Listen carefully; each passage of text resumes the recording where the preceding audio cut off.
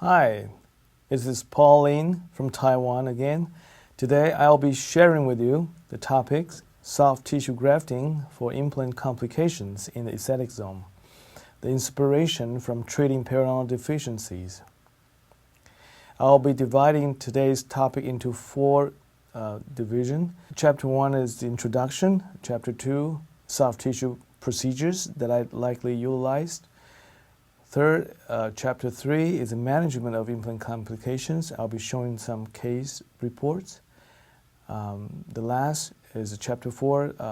I'll make some concluding remarks. So first is introduction. Let me show you some cases that require soft tissue grafting. But before then, according to ITI Consensus 2007, the presence of soft tissue defect for aesthetic risk assessment for denture site is considered as high risk. What about the periodontal defect with recession like this? We can correct it easily by soft tissue grafting. We call it as a root coverage. A defect in conjunction with bony defect, not just soft tissue defect, can be corrected with Emdogain, bone graft, and connective tissue graft to correct the defect. It's called periodontal regeneration and root coverage.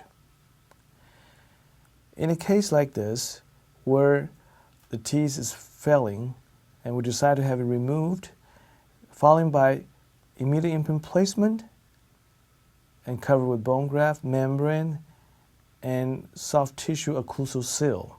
Then we perform the second stage, and it was the final. We call it immediate implant placement with hard and soft tissue grafting.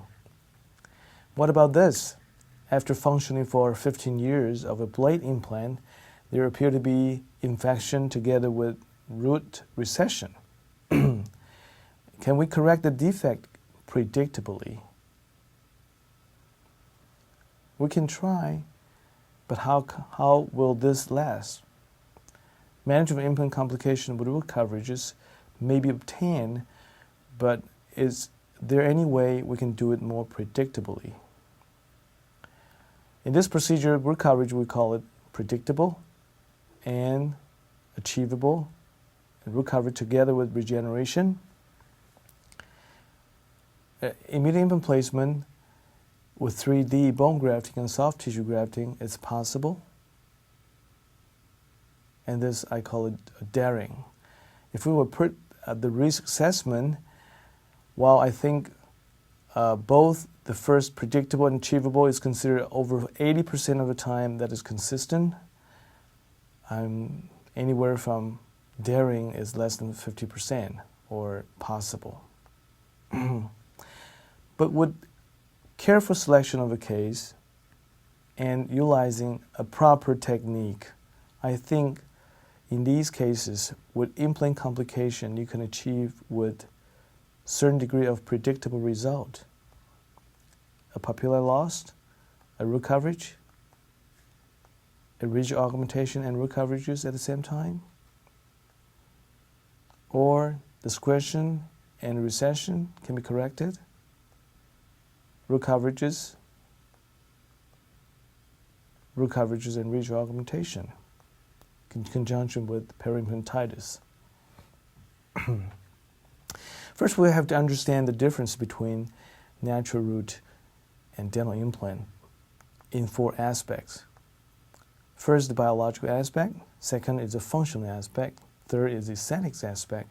Fourth is the management of complication is somewhat differently. Biologically, first we have to look at the similar dimension. We call it biological width, which was described by Gargiulo in 1961. The result that was found by Berlin and Lindy, the junction of epithelium consists of 2 millimeter and connective tissue a little over 1 millimeter. It is a similar result that was found by Cochrane. But there's much difference in blood supply. And also the reverse ratio of the width and height.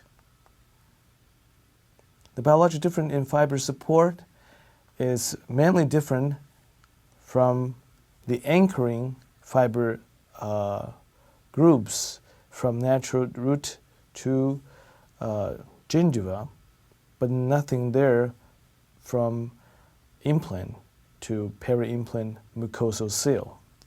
So what was found by Erickson and Lindy is the peri-implant soft tissue seal appear to be weaker than the natural teeth.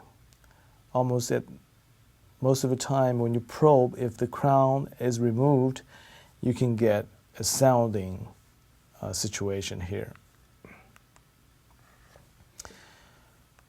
So in summary, by Carenza, the perspective differences of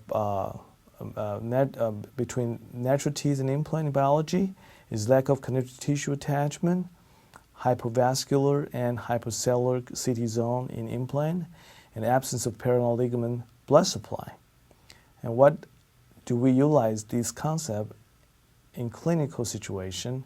The implication is poor blood supply, weak fiber attachment, slow in responding to stimulus, and quick in yielding to disease.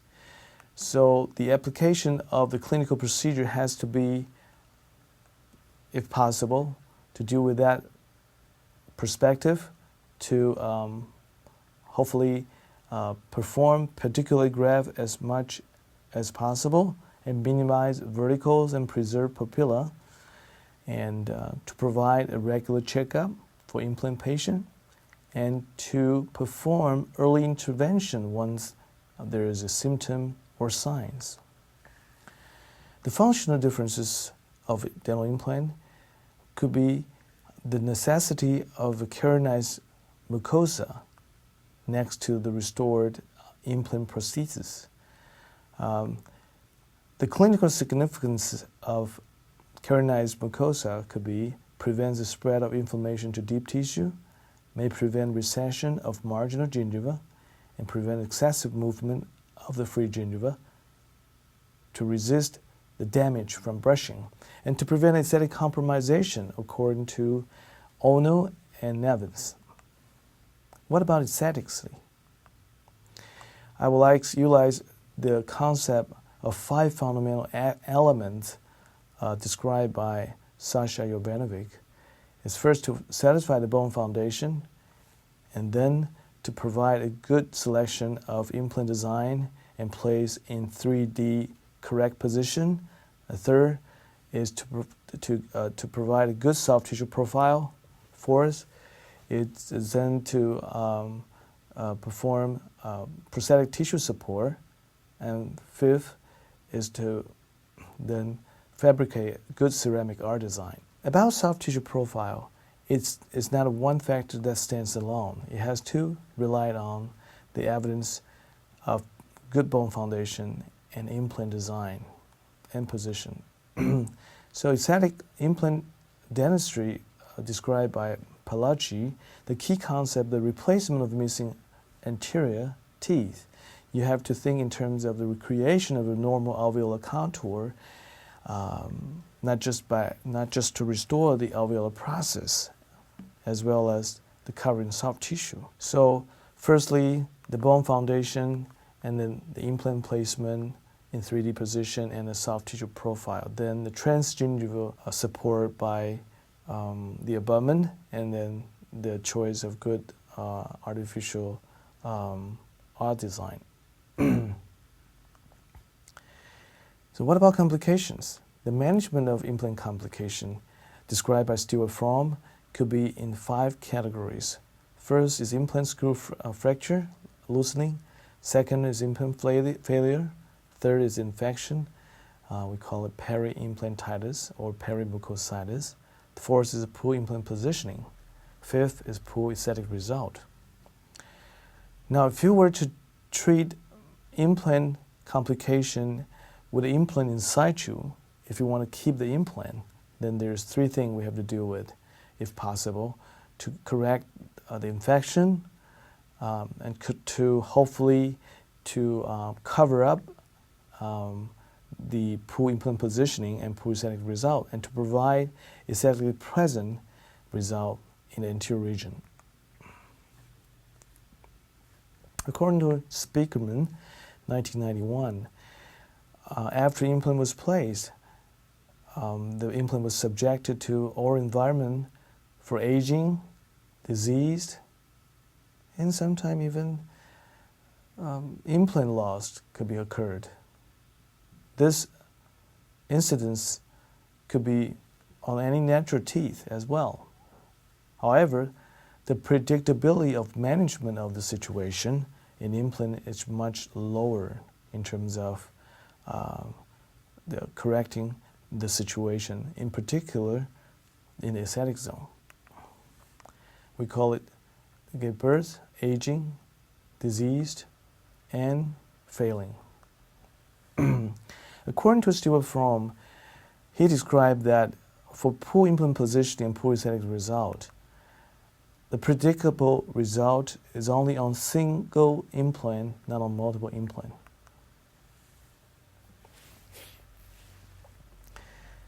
So the second chapter will look at the soft tissue procedure likely that I will utilize and recommend. There's two major categories. One is called the soft tissue graft.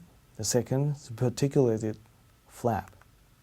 The soft tissue graft consists of free gingival graft and the connective tissue graft. Well, free autogenous gingival graft is also called free gingival graft, described by neighbors. That was long before what was described as subepithelial connective tissue graft by Langer. You can appreciate that the differences of the aesthetic result of the connective tissue graft. So in the aesthetic zone, likely the majority of the graft procedure will be utilizing connective tissue graft. However, there are some situations where the free gingival graft can come into play.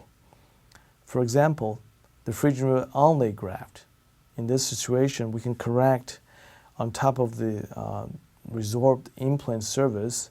The onlay graft can provide a good bulkiness of the tissue.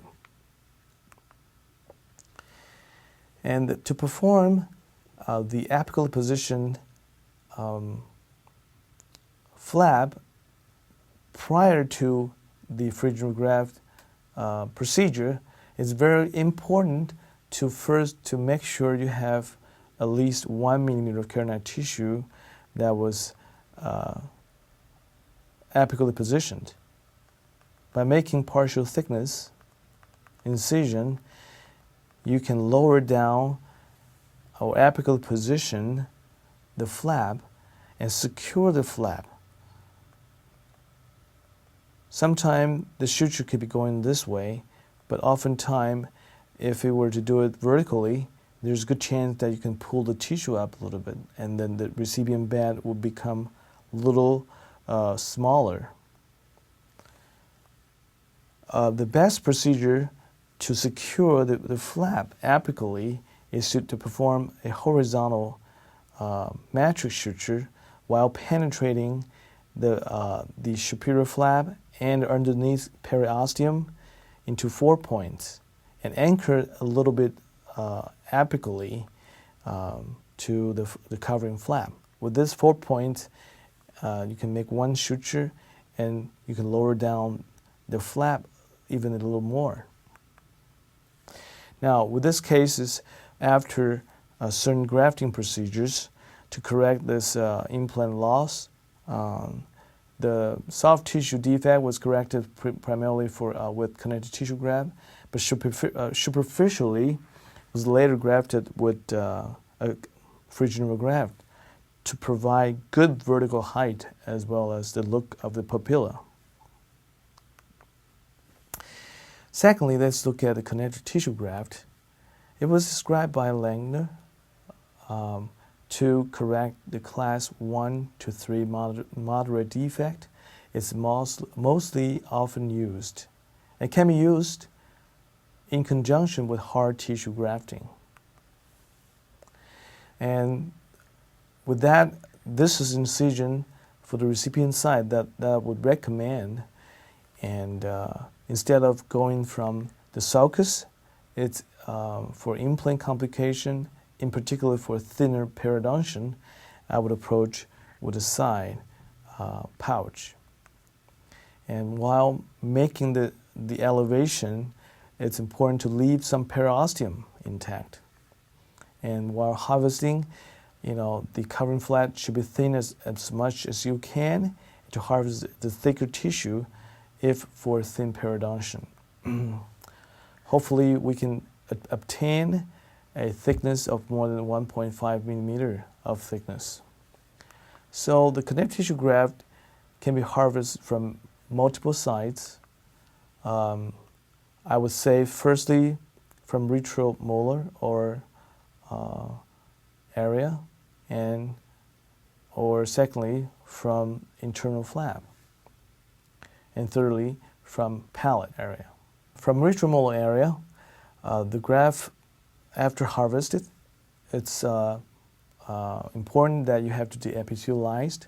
You don't have to remove all the epithelium. You just peel off a very superficial layer less than 0.5 millimeter, and you can cut into half and expand the graft a little bit for future use.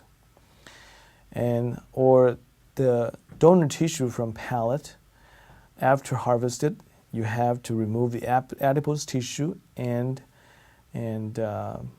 shape the tissue in a more of a pleasant form for future use. About the soft tissue technique that describe we call it peticulated flap. There's two ways we can do it. One is called modified roll technique. The second is called modified VIP-CT. For modified roll technique, firstly we have to understand, previously it was described by Abram in 1980. It was mainly to utilize to correct class 1, mild to moderate defect, to increase the buccal thickness slightly. But it all depends on the thickness of the palatal tissue. You have to have a thick palatal tissue, hopefully more than 3 millimeter, in order to get good rolled tissue to move it buccally. However, the original Abram roll technique, the palatal tissue was de-epithelialized, and it caused much pain for patients. And Dr. Tarnow modified it with epithelial retention, but my modification is not only epithelial retention as well as periosteal retention on the recipient side. To increase the buccal thickness for edentulous area, in this case tooth number 10, you can do that if only minor defect. And for implant, during the second stage, you can increase at least 1 to 2 millimeter of thickness to make it more pleasant. This is the procedure that I described in the previous series of videos. The graft tissue harvested from the palate should be thick enough, hopefully more than 1.5 millimeter, to help correcting the buccal deformity before the second stage, before the final restoration will be made. However, there's sometimes you have to correct the buccal deformity, slightly concave. In this case, is after you remove the abutment, you can elevate the flap and the graft from the palate and increase the buccal thickness in this case. And what's best about this roll technique, you can even correct the buccal deficiency with some implant complication that shows through during the second stage. Let's look at the modified with VIP-CT by peticulated flap. Now, originally described by Anthony Sklar as meant for class 3 moderate to severe defect, it maintains a good vascular blood supply and can be used with hard tissue grafting in conjunction. However, it was described that the periosteal to be retained on the flap side that was mobilized to cover to the recipient side. I would like to utilize it a little differently. I call it a modified VIPCT with a tissue with a periosteal retention on the recipient side.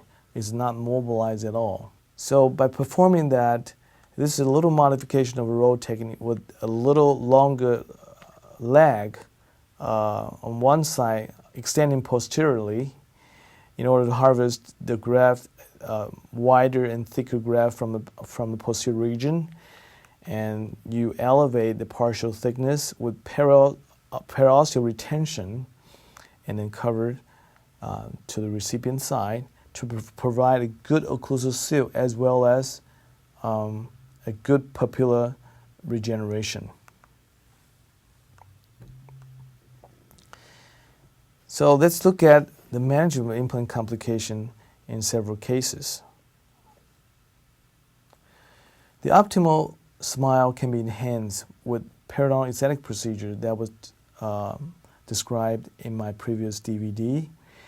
I utilize primarily 5 categories to look at that. First, we have to know this is treatment procedures to control the inflammation. Second, then we look at how to improve the gingival contour, to look at the margin, to look at the papilla.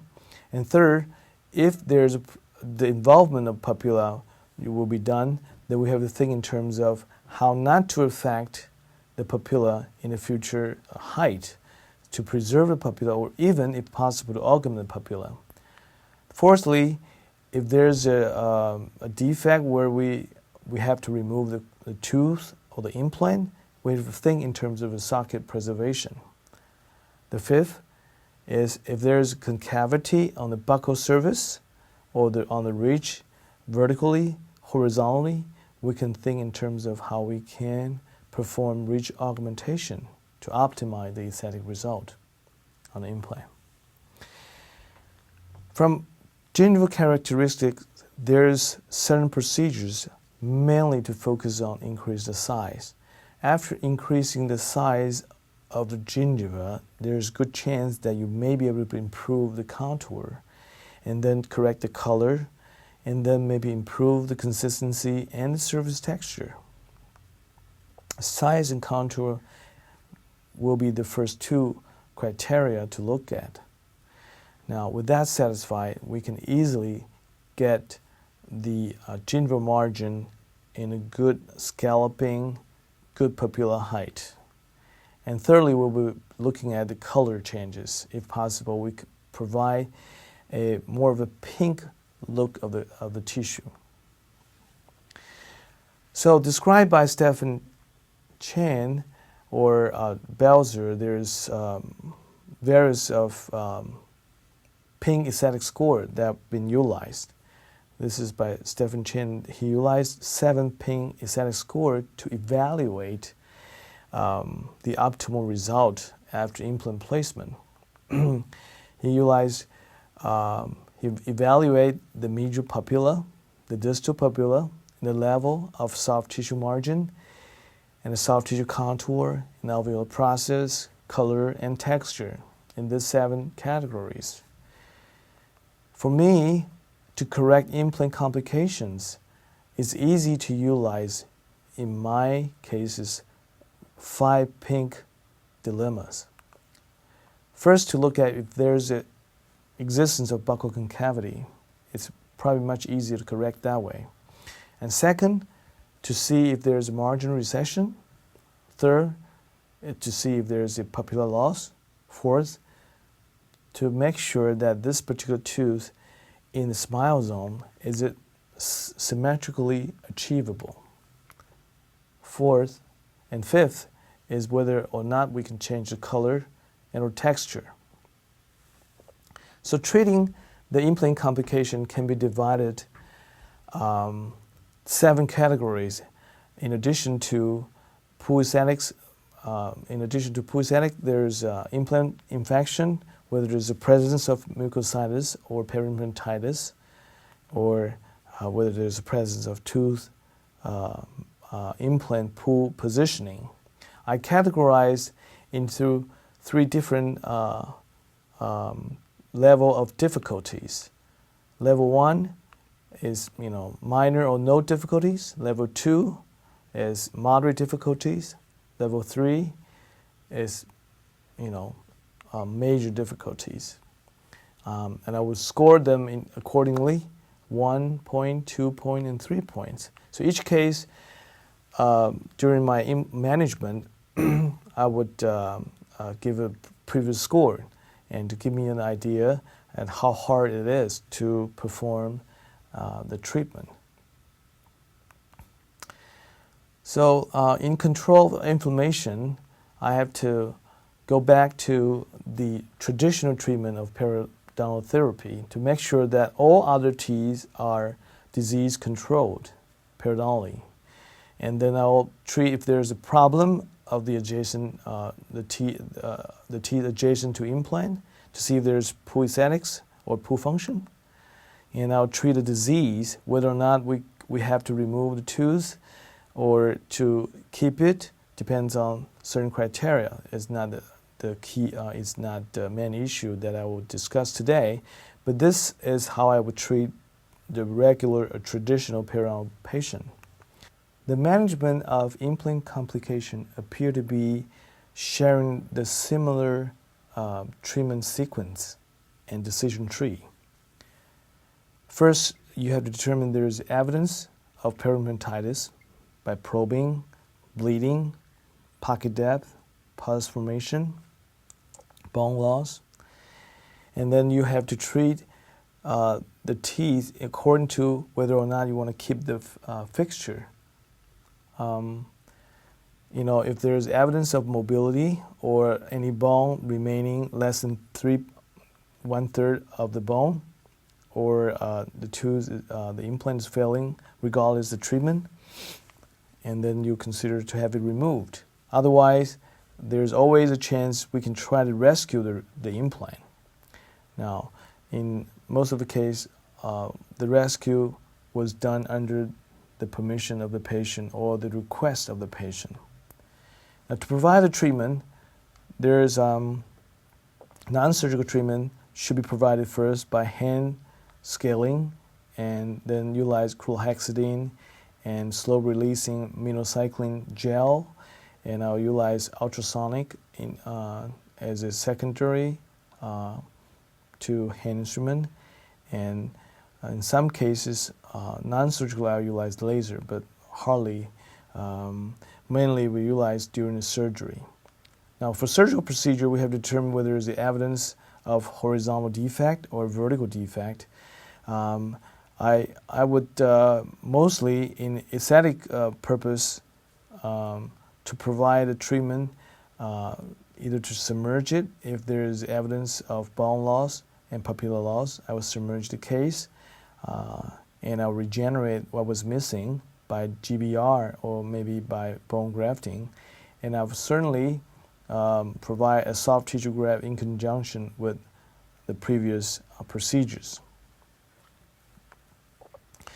Take this for example, the control of inflammation for natural dentition in the aesthetic zone. I likely will utilize not the regular curette, but rather a curette that has a very small tip. It was described as what we call a curvette with smaller tip in dimension and with longer terminal shank that would allow you to go deeper enough and at the same time cleaning the root. For implant debridement, non-surgically, I will utilize a titanium tipped scaler and curette. And this is the slow releasing agent that I used by Sunstar mostly. And the laser that I'll be utilizing is called Urban Yacht laser. Take this case for example. There's evidence of pus formation after several episodes of scaling and root planing. Still, we cannot control the inflammation, and we decide to have a regeneration. In this case, patient choose not to have a submerged implant done. So we then open it up and then degranulate it and then decontaminate the root to a certain degree by rotary drill, a finishing drill, and then tetracycline disinfection, and then laser disinfection to achieve hopefully a non-contaminated implant surface. And then we will place bone graft. Prior to that, secure the membrane, and then the membrane placement. So this is the case that we can achieve the bone regeneration around dental implant utilizing guided bone regeneration technique. Let's look at case number 1. It's a 33 years old male who worked in a bank as a security officer, and he described that number 6 or number 13 has a darker color and become longer over the few weeks. This was a provisional after implant was exposed, and the continuous tissue loss was found. And the patient asked the restorative dentist to make a longer restoration, and which is not pleasant. So the patient was referred here for correcting the problems. The problem we found here is the buccal concavity and the margin recession, and the color, because of the show-through of the implant, appear to have a dark color. In this case, we would like to have a treatment plan, a non-submerged implant, and we will provide one piece of connective tissue graft for correcting all the problems. How can we do that? Let's look at the analysis chart. This patient has moderate buccal concavity, moderate marginal recession, and one teeth that is asymmetrical, and there's a problem with the color. The total score is 6. So the procedure that would be utilized to improve the gingival contour and also to augment the ridge. For this, we have to rescue the implant. We provide a treatment for aesthetic purpose, mainly through soft tissue grafting. There's no evidence of peri-implantitis in this case, so we don't have to submerge or provide the grafting, hard tissue grafting procedures.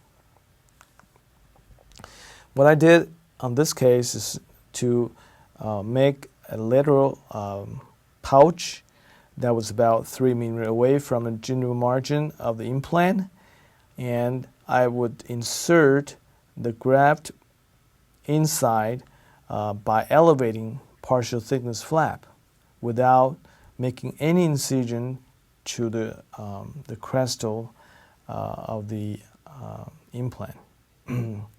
And I will harvest from palate.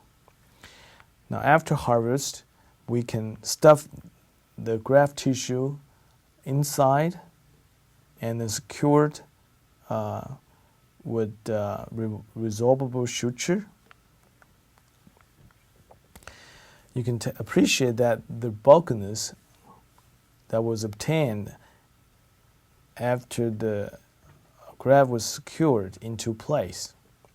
Now, without removal of the abutment, you can tell that there is still margin area, somewhat submarginal finishing line.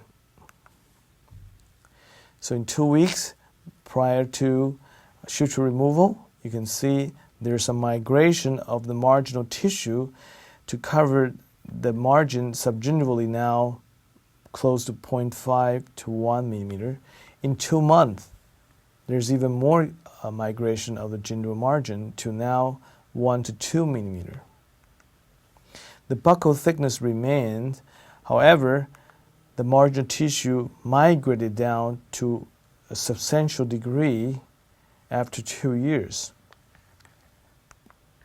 4 years, it appeared that the tissue stabilized over time and the patient can maintain a good peri-implant health. So this is the current status. That was before.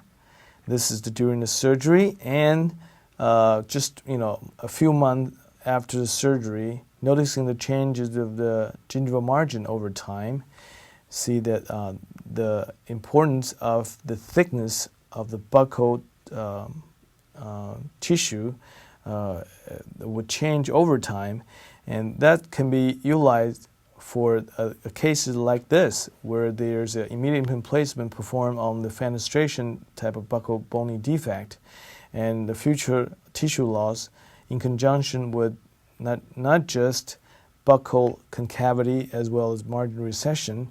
We can correct the same concept using pouch approach and one piece of connective tissue graft to pump up the buccal thickness as well as to lower down the gingival margin. So the concept for the biological differences is the width for height. So we increase the width of the buccal thickness of the implant, we can somehow increase the height of the buccal tissue. Let's look at number 2. Case number 2 is a 28-year-old female. She's a dental assistant. She complained tooth number 7 or number 1, 2 is too long. And we noticed that there's a problem with marginal recession, with poor implant positioning, as well as asymmetry compared to the contralateral teeth. The treatment will be involved to submerge this tooth. There's no buccal concavity occurred.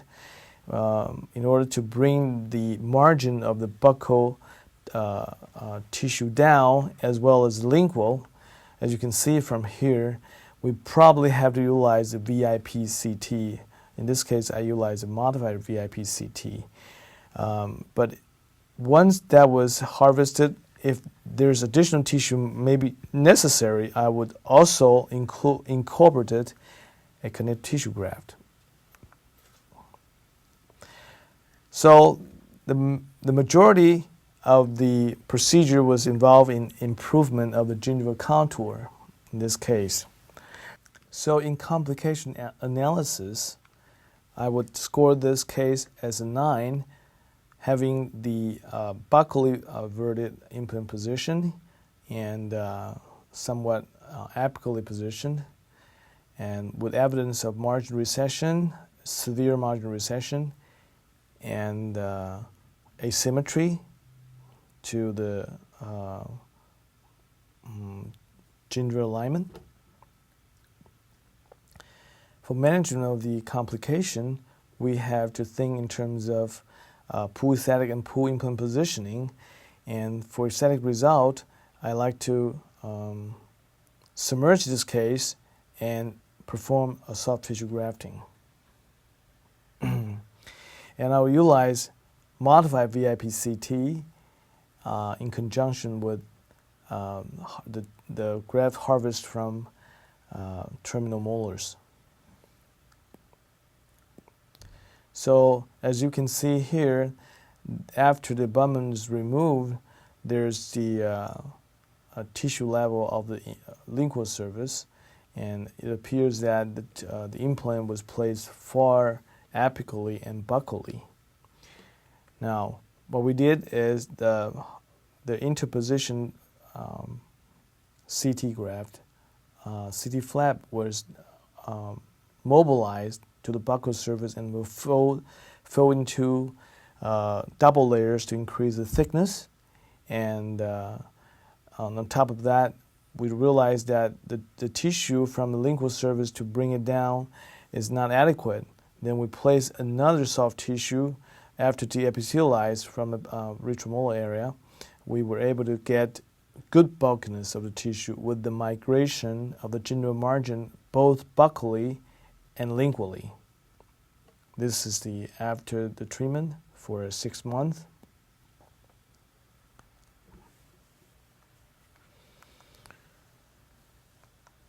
The third case is a 53-year-old female. She's a housewife, and she complained number 10 or 222 with metal show-through, and she has a bad smell. The problem appeared to be there is some periimplantitis because of the probing depth and the bleeding and the pus formation and the bone loss, and also marginal recession, buccal concavity, papilla loss, as well as poor implant positioning. The treatment plan involved in disinfection of this implant, and we have to think in terms of the regeneration of papilla utilizing a submerged concept in this case.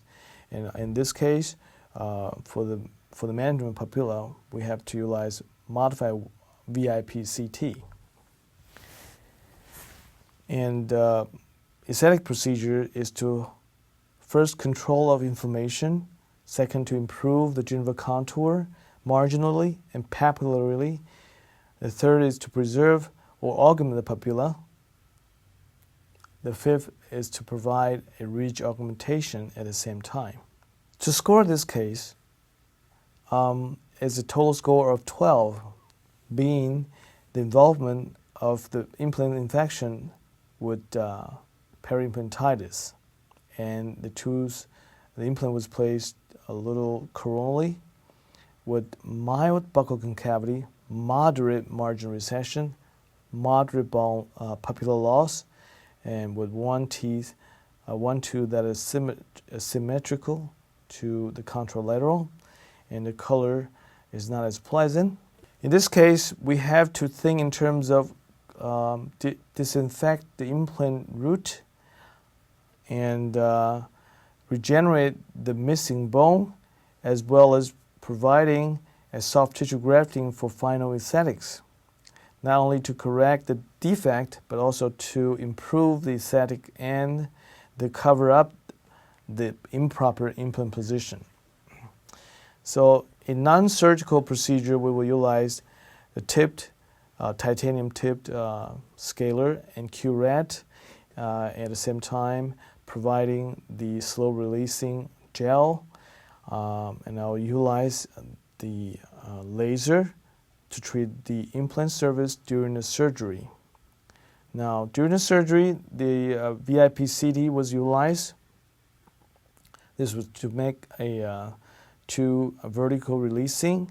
After elevation, full thickness flap, we have to remove all the granulation tissue.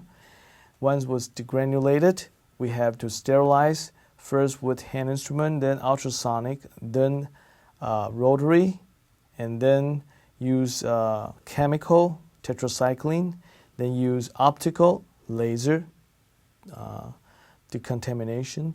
Then we place a bone graft, in this instance, BioOs and BioGuide cover the bone graft, and the occlusal seal was provided with the VIP-CT from the palate. And this is after the flap is secured with coronal positioning flap. This is the result 1 year after, and followed by 1 year. This is the tissue is stabilized, both hard and soft, 2 years after the surgery. Similar incidents like this, where we can also work on a one-piece implant, only we cannot guarantee to get a optimate papilla height. However, we can change from a reverse architecture to a positive architecture. With a similar approach, correcting the implant complication and regenerate what was missing, the bone and the soft tissue, by bone grafting, GBR procedure with membrane, and modified VIP-CT from the palate.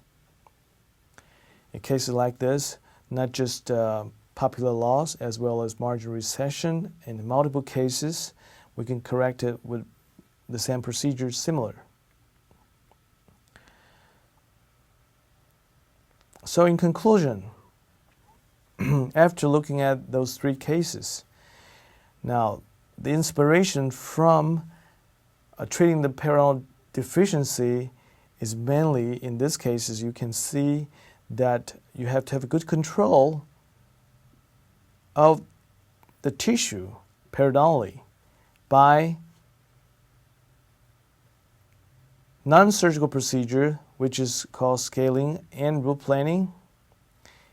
You can regain the papilla by natural process. And for papilla preservation during a surgical procedure, you can cover the root as well as the papilla preserve utilizing one piece of soft tissue grafting. How about the implant complication? I showed this case in the previous videos. It can also be utilized or achieved in improvement of the aesthetic result by just soft tissue grafting. This I utilize a connective tissue graft harvested both from palate and retromolar area by making a pouch in the apical to coronal position. This was made, final restoration was made 1 year after and was stabilized for 1 more year. And the vertical dimension of the soft tissue in this edentulous area can be increased with the benefit of also covering the adjacent natural teeth and implant. And we will perform, this is called root coverage, this is called ridge augmentation, and papilla augmentation. So, management of implant complication in the aesthetic zone can be predictable if given the fact that the proper procedure was selected and the patient has a desire to have the implant retained. Whether or not there is presence of infection, the decontamination of implant become essential in a lot of the case.